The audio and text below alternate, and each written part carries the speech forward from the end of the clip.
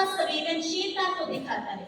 आदरणीय अध्यक्ष महोदय, अध्यापकगण और प्यारे विद्यार्थी, आज मैं व्यास हाउस की तरफ से इस भाषण प्रतियोगिता में एक भाषण लेकर प्रस्तुत हुई हूँ, जिसका विषय है बढ़ रही भिखारियों की समस्या और समाधान। मेरा भारत महान। अक्सर हम ये पंक्ति बोलते भी हैं और सुनते भी। क्या वाकई भारत देश महान है? नहीं। भले ही हमें वर्षों बीते आजाद हुए, लेकिन आज भी बहुत सी बाधाएं और समस्याएं हैं जो हिमालय की तरह अडिग और अटल हमारे सामने खड़ी है। उसमें से एक समस्या है भिक्षावृत्ति। इस मुद्दे पर चर्चा करना देश के लिए किसी गंभीर और संवेदनशील मुद्दे पर केंद्रित है। यह केवल हमारी आर्थिक असमानता पर ही नहीं, शासन प्रणाली और नैतिकता पर भी प्रश्न चिन्ह लगाती है। भिखारी कौन है, यह जानना भी बहुत जरूरी है।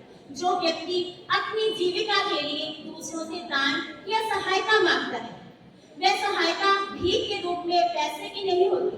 वो आश्रय भी मांग सकता है और कपड़े भी। लेकिन दुख की बात यह है, जब ये जीवन की आवश्यकता से बढ़कर एक आदत और एक पेशा बन जाता है। अगर आंकड़ों की बात की जाए तो भारत जैसे विकासशील देश में सबसे ज्यादा संख्या है भिखारी, 4,13,670 के करीब, जिसमें से 2,21,673 पुरुष भिखारी हैं और 1,91,997 महिला हैं। आज 2025 तक तो इनकी संख्या और भी बढ़ चुकी है। आज पश्चिम बंगाल में सबसे ज्यादा संख्या है, 81,240 के करीब। मध्य प्रदेश, उत्तर प्रदेश, राजस्थान, हरियाणा, आप किसी भी बड़े महानगर में चले जाएं, सड़कों पर, चौराहों पर, रस्तों में, मंदिरों, गुरुद्वारों, मस्जिदों के सामने आपको इनकी भीड़ अक्सर ही मिल जाएगी। इसका मुख्य कारण क्या है? गरीबी, बेरोजगारी। आज के करोड़ों लोग हमारी गरीबी रेखा के नीचे का जीवन व्यतीत कर रहे हैं। अरे जिसके पास पेट की भूख शांत करने का कोई साधन ही नहीं है, कोई रोजगार ही नहीं है, तो वो क्या करेगा? भीख ही मांगेगा। शिक्षा का अभाव भी इसका एक मुख्य कारण है। शिक्षा व्यक्ति को आत्मनिर्भर बनाती है, भीख आत्म सम्मान चूर चूर कर देता है। कहा जाता है भीख से पेट की भूख तो शांत की जा सकती है, लेकिन आत्म सम्मान नहीं।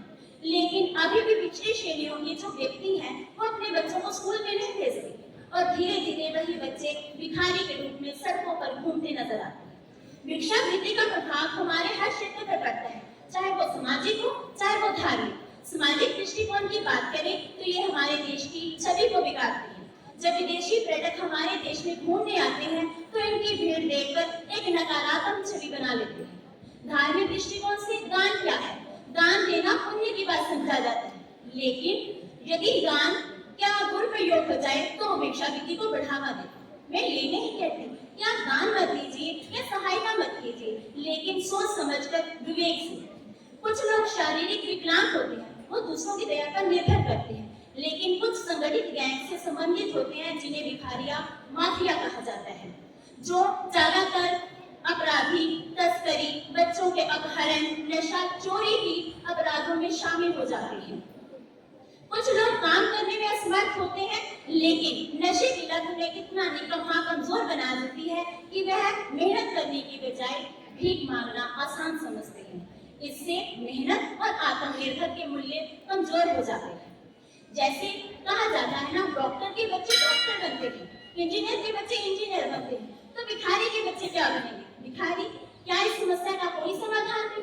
क्या इस समस्या को सुलझाया नहीं जा सकता? अगर ये समस्या ना सुलझाई गई तो ये दीमक की तरह हमारे देश को खा जाएगी। इसलिए सरकारों को चाहिए कि ऐसी नीतियां और कानून बनाए जाएं जिसमें इन्हें निःशुल्क शिक्षा दी जाए, रोजगार के अवसर दें। याद रखें, भीख नहीं, अवसर दें। सच्ची मदद वही है। जैसे बॉम्बे भिक्षावृत्ति निवारण अभियान 1959 शुरू किया गया, जिसमें भिखारियों की पुनर्वास का योजना शुरू की गई। उसमें वहां पर उन्हें भोजन और चिकित्सा की सुविधा दी गई। शारीरिक विकलांग व्यक्ति का अगर एक अंग खराब हो जाता है तो उसकी दूसरी इंद्रियां तेजी से और संवेदनशीलता से काम करती हैं, जिसे हम छठी इंद्रिय कहते हैं। इसकी एक उदाहरण जम्मू कश्मीर की शीतल देवी है, जिन्होंने पैरालंपिक में अपने पैर से तीरंदाजी करके एक विशेष स्थान हासिल कर लिया है। सरकार के साथ साथ गैर सरकारी संस्थाएं भी इस योजना में अपना काम कर रही हैं। और हमारा भी सामूहिक कर्तव्य बनता है कि हम किसी बेसहारा बेघर को देखते हैं तो उसकी भीख देकर नहीं, स्थायी सहायता करें, उसे किसी संस्था के साथ जोड़ें। याद रखें, भीख करना नहीं, समाधान ढूंढना ही सच्ची मानवता है। भीख करना नहीं, समाधान ढूंढना ही सच्ची मानवता है। धन्यवाद।